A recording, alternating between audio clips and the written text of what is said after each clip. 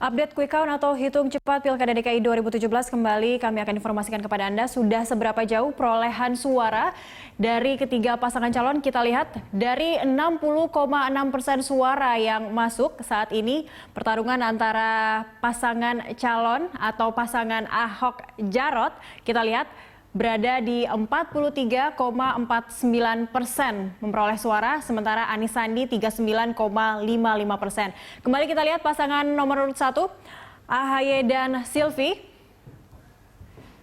memperoleh 16,96% suara. Sudah 60,6% suara yang terkumpul pemirsa, masih akan kami informasikan lagi di Quick Count Pilkada DKI 2017.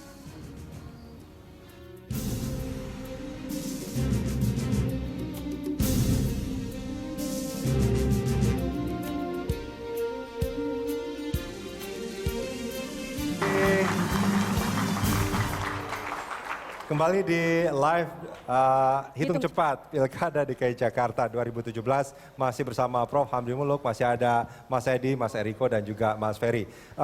Kalau kita bicara soal kita anggap Pilkada sudah selesai, terus kita punya pemimpin baru di Jakarta. Saya minta pernyataan dari Mas Edi, Mas Eriko dan juga Mas Ferry tanpa menyebutkan siapa yang menang.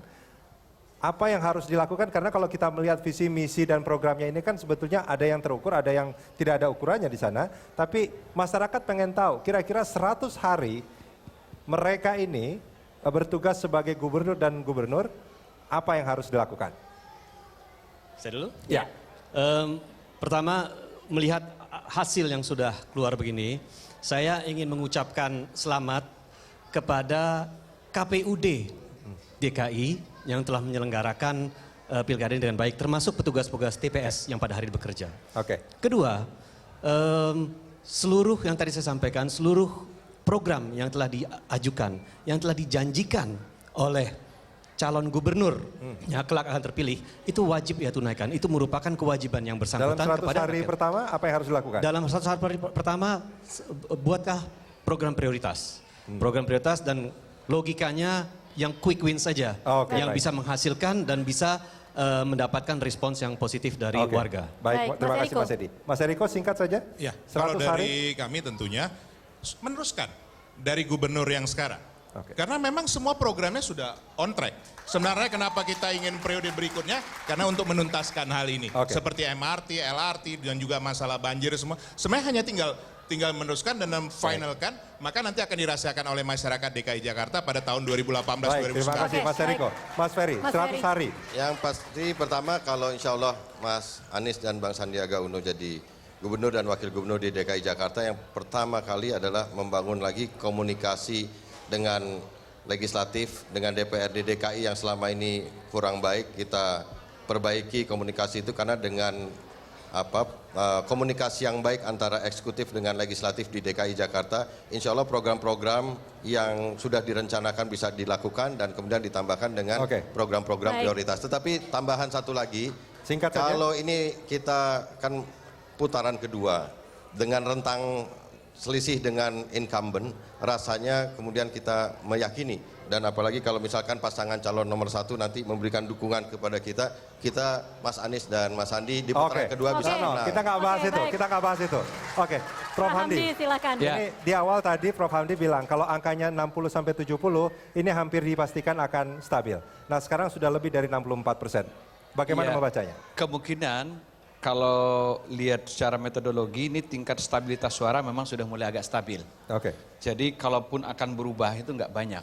Ya, jadi kesimpulan kita tetap sama. Kemungkinan besar kalau menurut saya memang nomor 2 akan tetap unggul tipis, mungkin entah 2 atau 3%.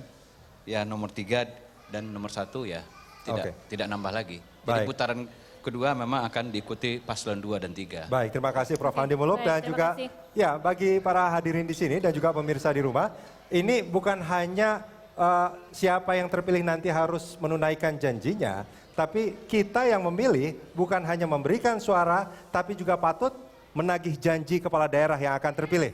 Setuju ya? Iya. Setuju ya? Oke, jadi kita akan terus awasi mereka selama 5 tahun mereka bertugas. Oke, baik. Yang penting Rudi juga diingat kalau memang ada dua pasangan calon yang maju di putaran kedua, yang menang jangan jumawa, yang kalah juga jangan langsung mutung dan kemudian mencoba-coba cari excuse atau alasan lain yang kemudian. Ada juga kemungkinan Pak Jarod yang jadi gubernur juga bisa nanti. Oh, kita nggak bahas ke sana. Kita nggak bahas ke sana. Dan demikianlah live hitung cepat Pilkada DKI Jakarta 2017. Kita akan sama-sama menyanyikan lagu supaya Satu kita Indonesia, ya. Satu Indonesia. Kita akan lagu sama-sama Satu menyanyikan lagu Satu Indonesia. Indonesia. Dan lagu ini juga sekaligus penutup dari live hitung cepat Pilkada DKI Jakarta 2017. Saya Rudian Danu dan saya Tasya Lutmila. Terima kasih atas perhatian Anda dan sampai jumpa. Sampai jumpa.